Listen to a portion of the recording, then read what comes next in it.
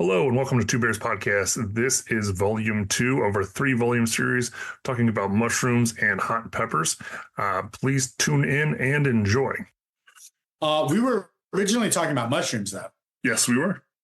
So I want to know your favorite mushrooms to work with. My favorite mushrooms to work with, one of my all-time favorite is a black trumpet. And it's one of those things. We have to put pictures up on the screen for right. And so some people get black trumpets confused with like Whittier or something else. I was going to say, when you say black trumpet, I kind of thought of like Whittier or even like black fungus, like in Chinese soup, which is not a great mushroom. Cool texture, but black trumpet mushrooms. And one of the things I like to do with it is I like to use it dried. And as gorgeous as a dried mushroom. Are they a chanterelle? Is it a chanterelle species? No, it's not. It's when they're a lot more flexible. They're not as rigid. They don't have a really center stem to them. Okay. And they're really deep. Like I'd put it, similar. It's not going to taste the same, but the same flavor profile as your sep, your porcini, and it's. What I like about it is when you take it dried, you can knock it down in like a spice grinder and turn it into a dust. Yeah. And use that dust on things. And so like one of my favorite dishes is like a black trumpet dusted diver scallop with blood orange. Yeah. And so you get that umami, you get that deep flavor, you get that sweetness from the scallop, and then you have that, the acidity and flavor of the blood orange. So all those things kind of working together. Mushrooms love acid. Yeah, absolutely. Mushrooms love acid. That's something Gagan said to me, was mushrooms love acid. A lot of people, they put mushrooms with cream or with other like really rich things, butter, which is totally fine. I'm not knocking it. I'm not a fan of the cream in mushrooms, but mushrooms and butter are great. Mushrooms can take a tremendous amount of acid, and they need it and they love it. And I think what it is they're so overwhelming on the tongue that an acid actually lets you taste more of it. Yep. Cuts right through it. So you love black trumpets. You like powdering them. You like using that powder. Yes. What else? Second favorite mushroom. Maitake. I like my hen of the woods. Yeah. Those are a big go-to for me. Piopini. I don't know if you've ever had a piopini mushroom. Piopini mushrooms are. I'm hard on the Google today, bro. But piopini, you eat them for their stems. Everything else you kind of eat for the cap. I see. The piopinis, they have the texture of asparagus. Cool. And so when you do those up, especially in like a pasta, it kind of camouflages in with the bucatini, and that's very cool. That goes back to the fact that mushrooms are these colonies of billions of organisms living together, and the organisms inside each species of mushrooms are completely different, to the point where some mushrooms give you a sponge, some mushrooms have a stem. Some mushrooms have a texture like asparagus, which is cellulose. That's like hard cellulose. Cellulose is like a little organic Lego. They stack up right away, and that's where you get that crunch from. That's so cool. And then, have you ever eaten puffballs? Back to the Google. So it's called a jade puffball, or a puffball. And we grow them. You find them wild up north, and it's one of those things where you take them and slice them into like patties and fry them up. And they're so cool. And the thing with those, you have to cut them in half. And when you cut them in half, you're looking for the center, because they start to the whole center mass of that puffball will eventually turn into spores. Okay. And you don't want to eat the spores, so you have to cut them in half. And if it's discolored at all, you really should be using that part of the mushroom, because it says it should be pure snow white inside. There should be no green or yellow coloring. Exactly. It's a crazy picture. I don't know if you can see it, but and those things get huge. Like It's a crazy those picture. things can get like basketball sized. I'm going to say that's a 210 or 240 millimeter blade. And the mushroom is about 10 times the size of it. That's crazy. Oh, how do you feel about when I was at World 50 Best this year, one of the dishes we did had a matsutake dashi. So we Right. got a big bag of dried matsutake. Matsutake, for those of you who don't know, is a Japanese mushroom that is the most expensive. I think it's the most expensive mushroom. It's like truffle prices of mushrooms. Right. So we got them dry and the flavor is amazing, but to me, like a porcini is better. It's a little more delicate than a porcini, so I Right. understand it's not as overwhelming, but how do you feel about the $1 million matsutakes? Well, it's one of those things where as an ingredient, you have to give it all the respect that it's due, but can you achieve the same flavor profile and make it more available to other people? So, I mean, what I do with stuff like that is I'll do a dish where I have like a grilled matsutake, like a brined grilled matsutake, but it's getting a porcini glaze. Right. Like it's getting a high acid porcini glaze. I might even braise it in porcini stock, Right. and do things again just over and over with the porcinis, just really racking in that super earthy mommy. Speaking of earthy, when I was young, um, uh, I used to in the middle of the night make like a whole side of salmon, and I just cover it with like honey and mustard, and then my mom would always have these Costco large like containers of Right. wild mushrooms, and she said she didn't like them because they tasted like dirt, like super earthy, Right. and I love that. I love that, like straight dirt, like Right. the earthiest flavor possible. And for me, like I would like to bring that back. I haven't seen that in a long time. I've been in fine dining, so nobody wants to serve the dirt mushrooms, but Right. So, and I have to say, I do like button mushrooms. I do like the button mushroom just because if it's cooked properly, it has flavor.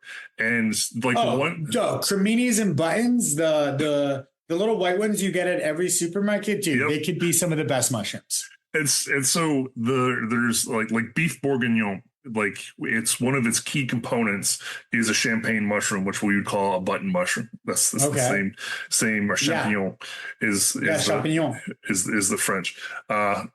So but that mushroom in the dish you need to caramelize.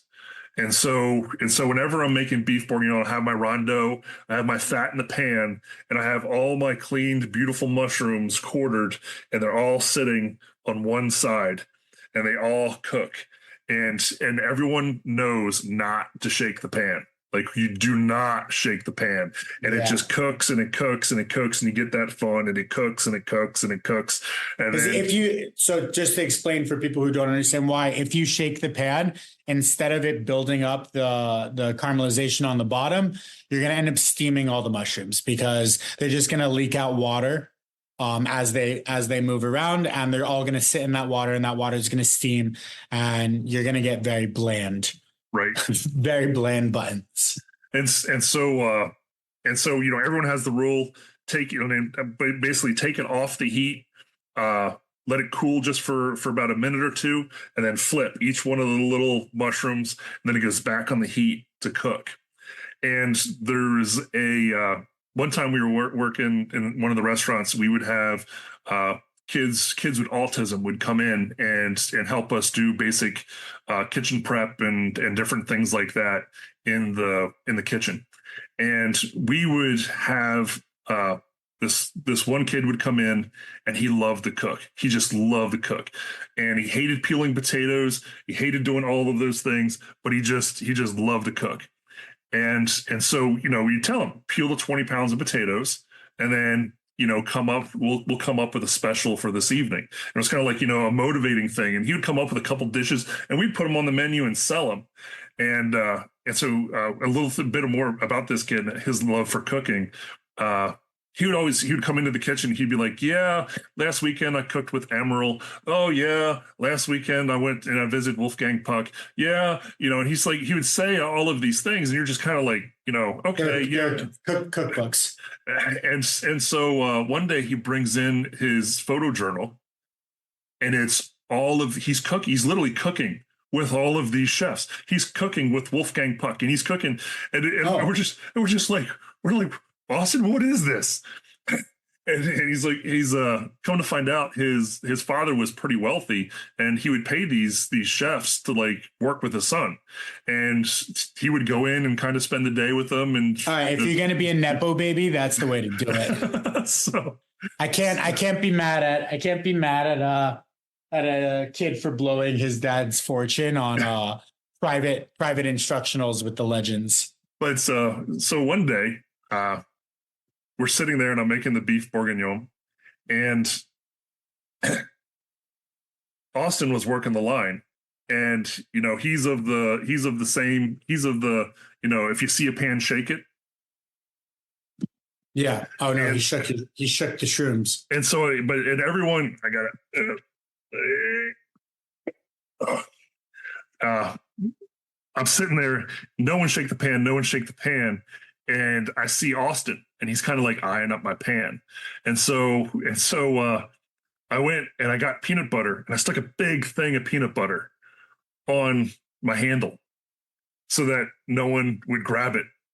And so it's sitting there, and my mushrooms are cooking, and he walks by, and he's kind of like looking at the pan, and I'm just like, Austin, don't shake the pan. Don't shake the pan, Austin. And did you say it? Did you verbally? You said yeah, it. Okay. And so I kind of like walk away. Next thing you know, he comes walking back by the line. And he like sees the pan. He hears the pan. He just kind of like slows down, and everyone's just kind of watching him. And he looks at me, and he keeps on walking. And like a minute later, he comes walking back down the line. And just like you can just see. So he wants it so badly. Finally, it's just like he had to give in, and so he just grabs that thing, peanut butter and all, just shakes the living bejesus out of it. And I'm like, Austin. He goes, chef, why did you put peanut butter on the handle? I was like, so you wouldn't shake it. So, but at that point, they were ready to be flipped anyhow. They were ready. Okay, cool. Oh man, that's great. That's great. I want to tell a story about another dude named Austin. I'm trying to debate if it's appropriate or not. I think I'm just gonna do it. And I don't know his last name. It doesn't matter. I won't give out any details. So I'm with one of my good friends, and we're at a farm, and he has one of his line cooks comes down to start helping out and tending to things. And at the end of the day, we got to pack it up and go. And I asked him, I was like, yo, how far do you have to drive? Because the farm's like in Homestead. It's really far from everything. And he was like, oh, no, I'm good. And I'm like, what do you mean? What do you mean you're good? And he goes, oh, yeah, I live in my car. And I look at my friend who's his employer, and I was like, do you know this? And he just looks at me and he's like, I did not know. And this dude, Austin, shows us his car. And he's got like a bed and like a toolkit and like all this shit built into the back of it. Right. And I'm like, how long have you been doing this? And he's like, oh, well, I drove from like Portland to Miami, and I've been living in my car for a while. I used to be really addicted to heroin and crack. And he just goes through this whole life story. And I'm just like, and finally, whatever, we leave, and I call my boy, and I'm like, bro, did you know any of this? And he's like, nope. Not a thing. So he's one of the nicest guys in the world, right. Like I'm not knocking it, but it was like, I think we all take a lot for granted. Yeah. Is what I got out of it. Is like you can meet someone and not really know anything about them. Yep. Absolutely. I spent 6 hours with this dude, and he's super cool. And I had no idea that he was in like a much less fortunate situation than I was. Right. And yeah, that's the whole story. Yep. It was just wild, like wild. Anyways, yeah. So back to we were talking about mushrooms. You got the maitakes. Um, what else about mushrooms can we talk about? So I know I mentioned woodier mushrooms, and which is the the crunchy mushroom you find in your. The slimy, crunchy. It's slimy if it's old. If it's not old, it's not slimy. Well, all mushrooms are slimy when they're old. For those of you who don't know, when to know mushroom is bad, if it's slimy, you should get rid of it. They'll start to smell like fish, if they go bad, which leads me into one of my favorite conversations, which is also relatively super inappropriate, but we're just gonna do it in a very scientific way. So, when you're talking about organic chemistry, you get into a group of compounds called aromatic compounds. Um, Aromatic compounds feature a structure called the benzene ring, which is a molecular structure. I believe it's a hectagon or an octagon structure. And fun fact about benzene rings, when you have, I believe, 4 or 5 benzene rings fused together, that creates a carcinogen, something that will cause cancer. So when they're by themselves, it's not as much for alarm, but multiple benzene rings fused together is normally carcinogenic. All aromatic compounds, as far as I know, contain benzene rings. One of them is a group called amines, amines. Amines have this very distinct rotting fish smell, right? And amines are present in rotting fish. That's where that smell comes from. There's also amines in mushrooms when they start to break down, and that's what causes that smell. Another thing that has that smell is pimples. Sometimes when you pop a pimple and there's that weird smell that's like almost like fish saucy, that's an amine. There's also another thing that can pick up that smell. And again, it's all coming from this very unique aromatic chemical group called amines. So there's your fun or organic chemistry lesson for the day. I think we did that appropriate. That's awesome. Yeah. It's weird. It's weird. But it's cool. So what do you do with your woodiers? Because besides like sweet and sour soups or like soups, I've never really had one that so I like to get my woodier dried. And this is something I did years ago. That sounds pretty naughty. I would reconstitute with like rose water or orange blossom water, because woodiers by themselves have like no real like flavor. So whatever you rehydrate them in, it'll just suck that up. So that's really cool. So I would actually make salads and different cold preparations, but I would use the reconstituted woodier mushroom and just really fine chiffonade, into whatever I was doing, and you'd get that rose scent, you'd get the orange blossom scent. You'd do it in like cinnamon water. I mean, you could really we gotta cook, bro. Push and pull. We gotta cook. All this food talk, man. I want to cook. Yes, it's if I don't cook, I get depressed. Like I get like depressed. And there was a time not too long ago where I was, I've been doing a lot of banquet stuff. So I'm cooking 400 portions of fine dining, like high level food, but in large quantities. And they weren't really they're not my menus. I'm doing it with someone else. Right. And I almost got to a point where I was like, I'm sick of cooking. Right. And then in the past couple months, I've done some really cool pop-ups, and it just reminded me that like without cooking, like I'm a shell, you know. And I have a lot of other passions. There's a lot of other things that I do. I play guitar, I scuba dive, I do jiu-jitsu, mixed martial arts. I draw, I paint, I sculpt. I do a lot. I do a lot of passionate stuff. But without cooking, man, the other day I was just making dinner for my wife. So what I did was I took a shitload of garlic, some really high quality tomato paste, ginger, a little bit of soy sauce, tiny bit of sesame oil, a little bit of olive oil, some salt, blended that, marinated the bottoms of chickens in that and then roasted them so they got crispy on top. And while I'm doing this, I'm just thinking to myself, I love cooking. I love cooking. And then we were watching a show. It might have been my show. It might have been the competition show that I'm on. Right. Because I do watch myself a lot. And I was just like, I love cooking. Like I see stuff going into a hot pan and I'm just like, oh, I love it. The colors, the smells, the heat of the fire. I was talking to one of my friends the other day, and she asked me the difference between what did she call it? Basically, the chemists who come up with different types of smells and flavors. Like the flavor, what's the difference between a flavorist? Those are food chemists, right?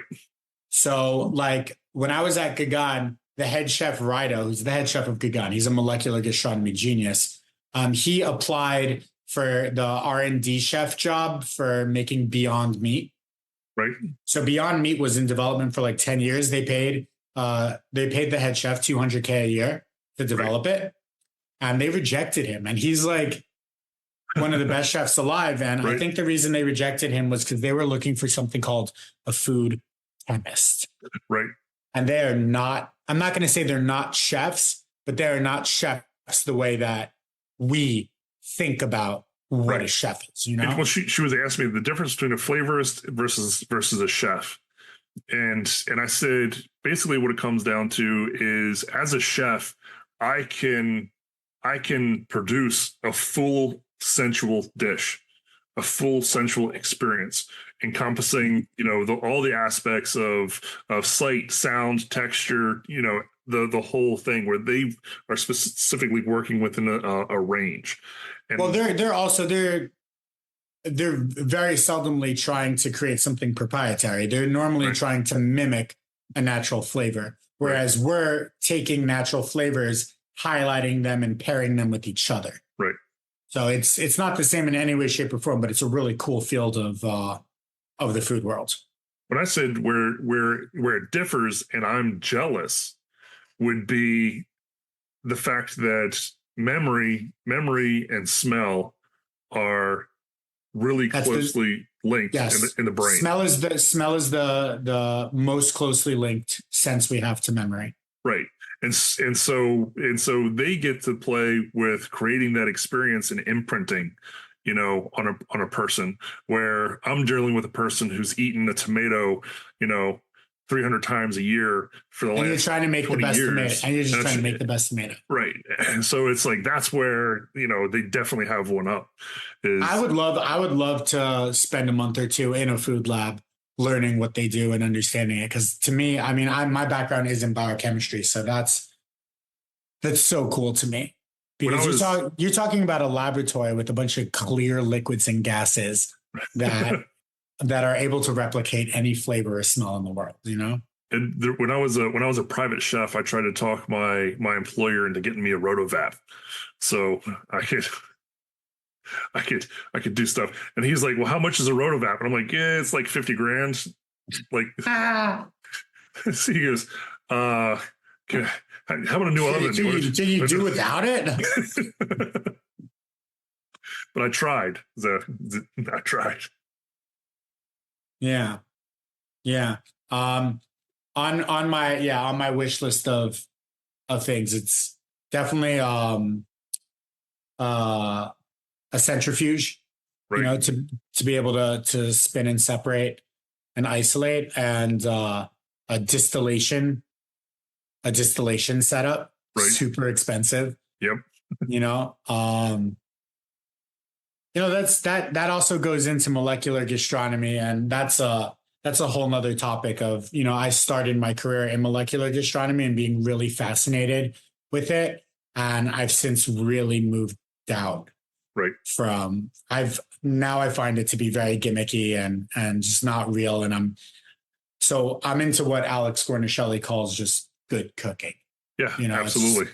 It's not tricks and smoke and mirrors and bells and whistles and maltodextrin everywhere. It's just good cooking and understanding and loving the ingredients. And But it is interesting. We definitely have to do a whole expose on molecular gastronomy. And so, well, what a lot of people don't know about molecular gastronomy is that all the chemicals that are used in molecular gastronomy are used in industrial food processing and have been. Xanthan, maltodextrin, all the things that they use to make the cool molecular stuff you get in a restaurant that costs $1,000 a person.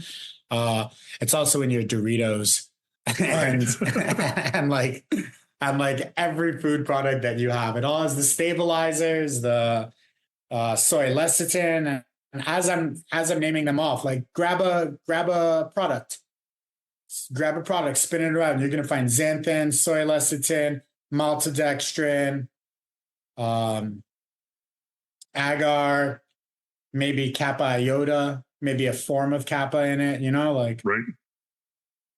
And it's just interesting that for so long they were used for like making food product, and then El Bulli came out and was like, yeah, we can spherify an olive. Not knocking the spherified olives, they're great, but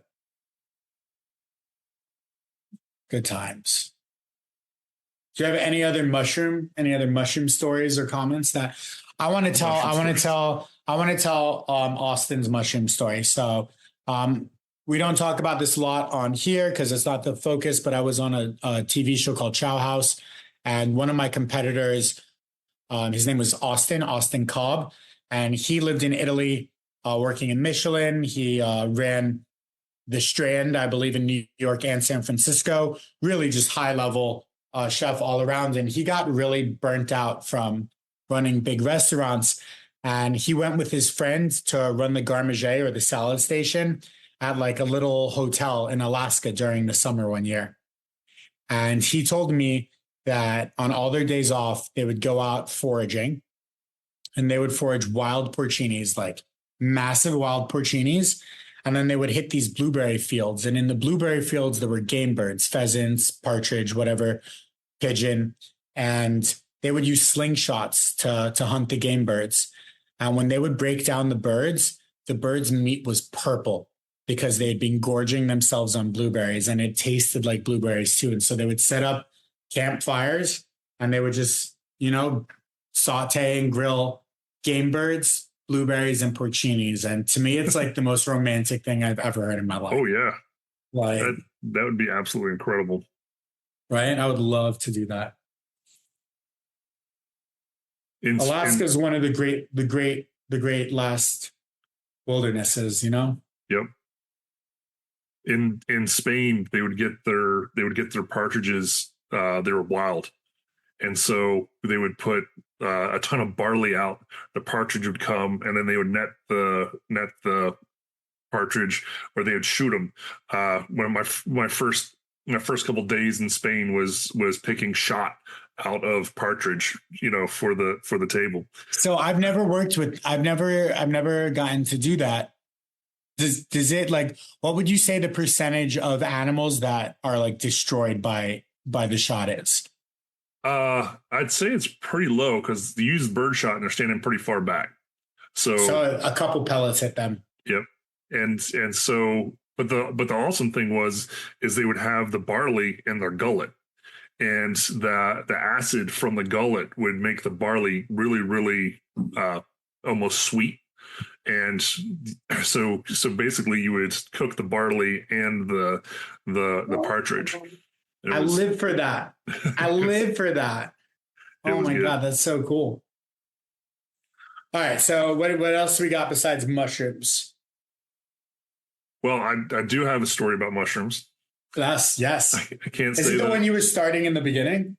No. Okay. But do tell. But when I was in Vermont, and this was like really right before I went to culinary school. Okay. And in the restaurant that we were in, or that I was in, they were having they had a new owner come in. They had we like broke down the restaurant, knocked out walls, increased seating, changed the kitchen around. And when this happened, the executive chef had left, and I was kind of like filling in the role, and I was helping, put the kitchen together, helping out with the design and all that kind of stuff. And then when it came before we were to open, they bring in this other chef. So I'm not the executive chef. They bring in this other, and Daria, who was the general manager, and I have Daria stories that are amazing. I love Daria. She's like one of the best general managers I ever had the pleasure of working with.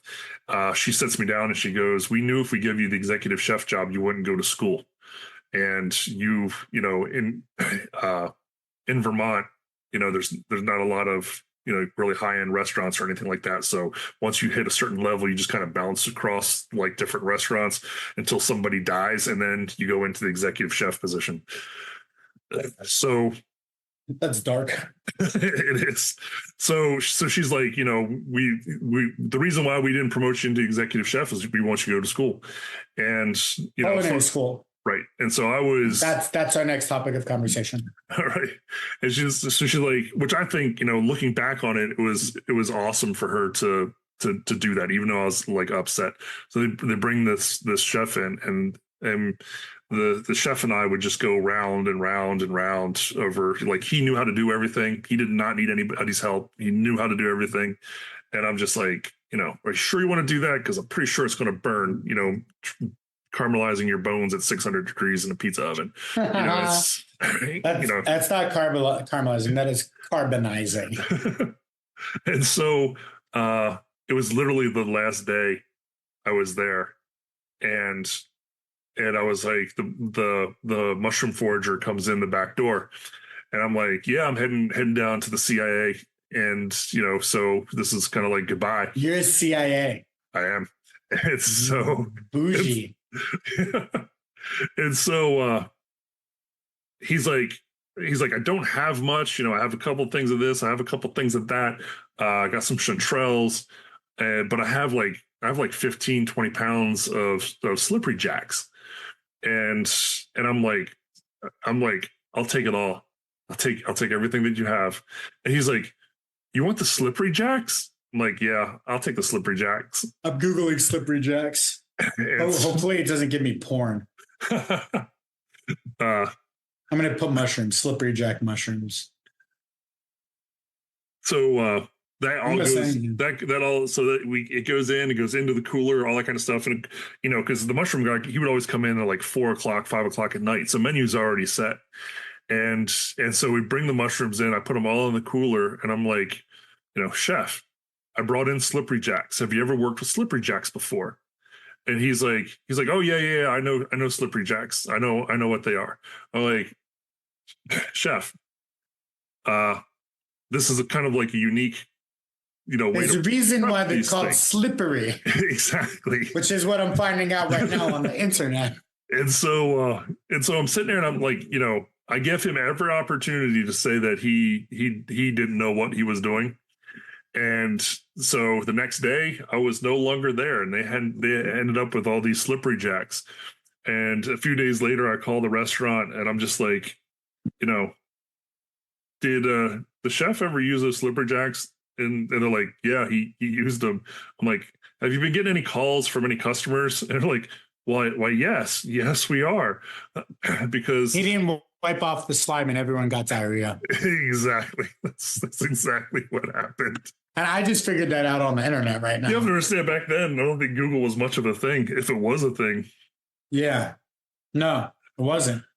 So, but it was like, I asked him, like, do you know what you're doing? Do you know what you're doing? He's like, yes, I know what you're doing. Well, I think it's all too common in the chef world for people to have just magnificent egos, like, I mean, everyone says I have an ego too, which for sure I do, but not a big enough ego to take a product that I've never worked with and be like, yeah. Well, I think all chefs have an ego to some degree. I think you have to in order to survive. Yeah, of course. Just because it's a competitive world. It is. And,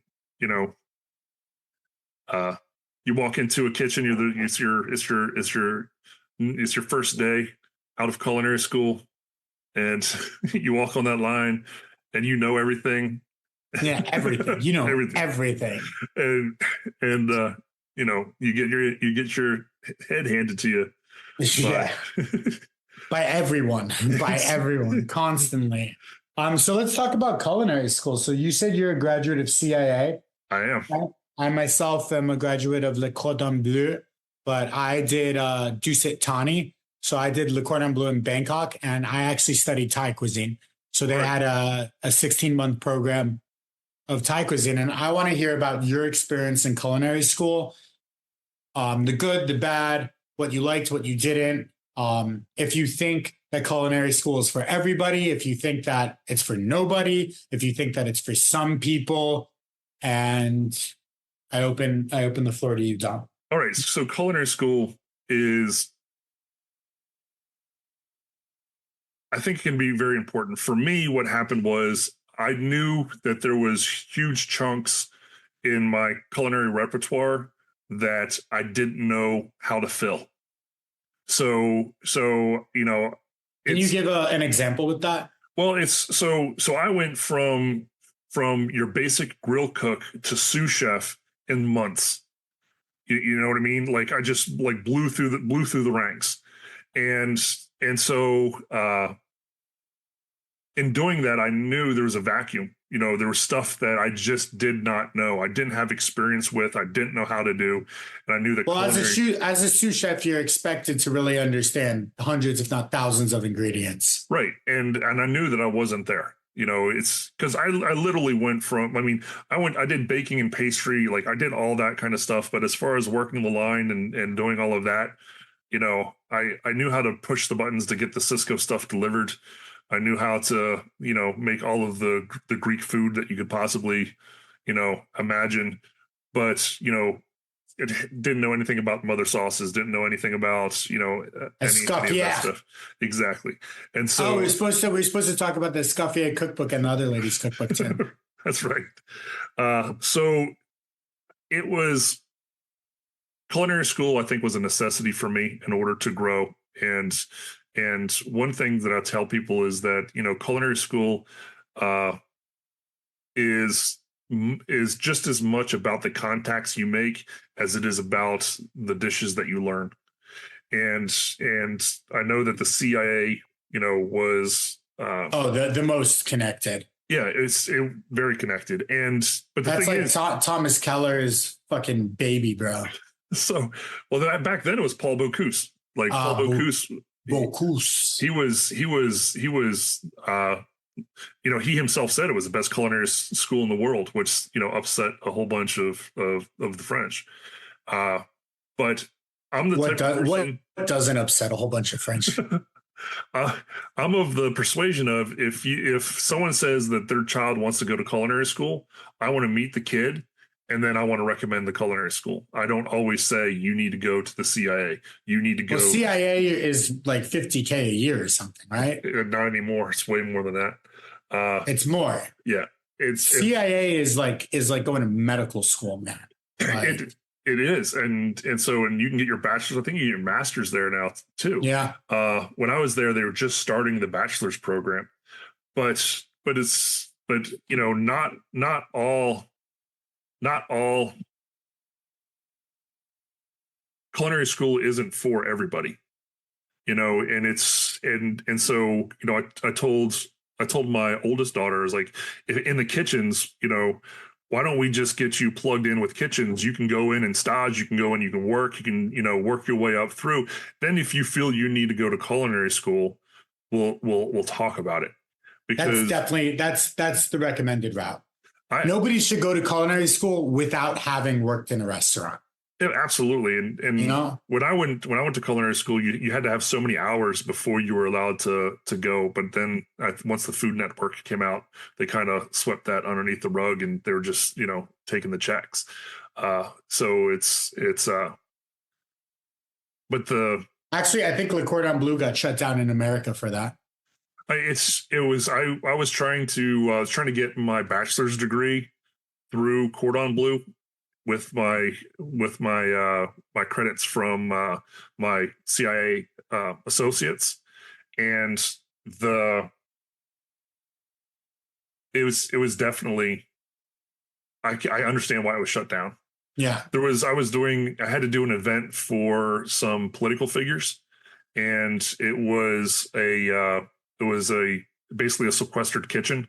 So when I was going in, I was bringing my staff with me, and everyone who goes in and does this has to basically, you give up your phone, there's zero communication with the outside world, because they're talking peace politics in the Middle East, and so everyone's basically locked in. I do this event, and afterwards I'm talking to the school, and I'm like, yes, I missed these classes, but I missed these classes because, and I'm trying to explain to them, it's like, I'm. Oh, and they were like, you can pay to reserve the kitchen to redo the practical, and you can sit in the room and watch the video of the lecture class. And even if you do an amazing job, you still get a 0 for the day. Exactly. That's the policy.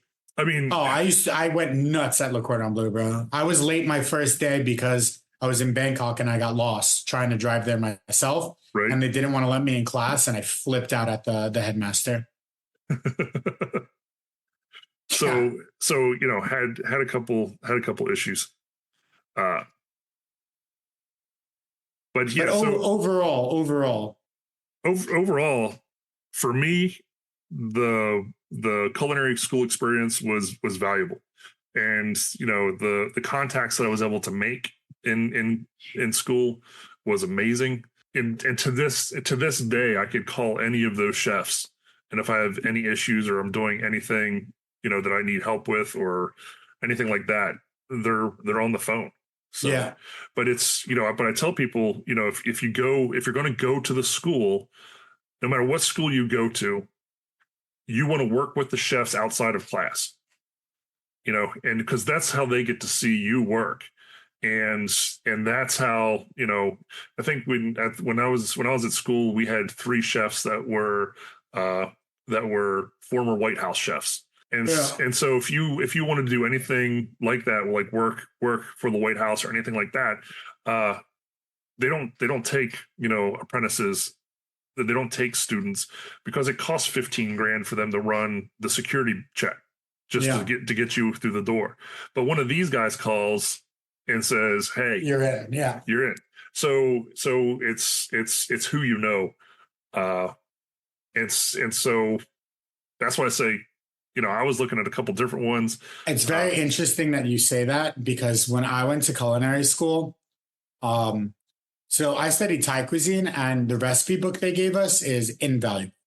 Right. The recipes that they gave us were like old Thai recipes. They're not on the internet. There's no way to get those recipes. I have 2 copies of it and a digital copy. Right. And I still reference it all the time because it's like real, authentic Thai recipes. Now, at the same time, the format of sitting in lecture and then doing the practical, I had worked in restaurants for a long time before I went to culinary school. And it drove me crazy because I thought they were teaching you how to cook at home. And like nothing was prepared. Like you're starting and finishing a dish in a 4-hour period. It's not like in a restaurant how you do the prep and it's set for pickup. And then when you get the fire ticket, you fire it, or you have it on standby and then you fire it.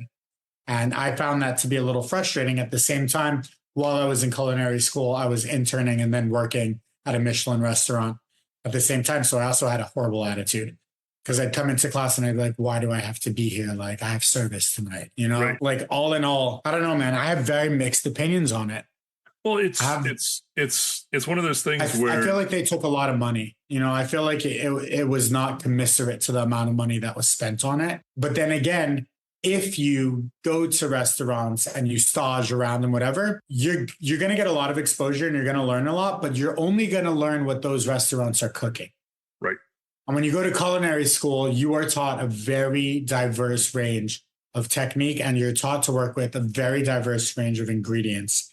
And I think that is a very valuable training to undergo. This is Chef Don. Thank you for tuning in for this second edition of the 3-part series. And we should be releasing the 3rd part coming up here pretty soon. Stay tuned.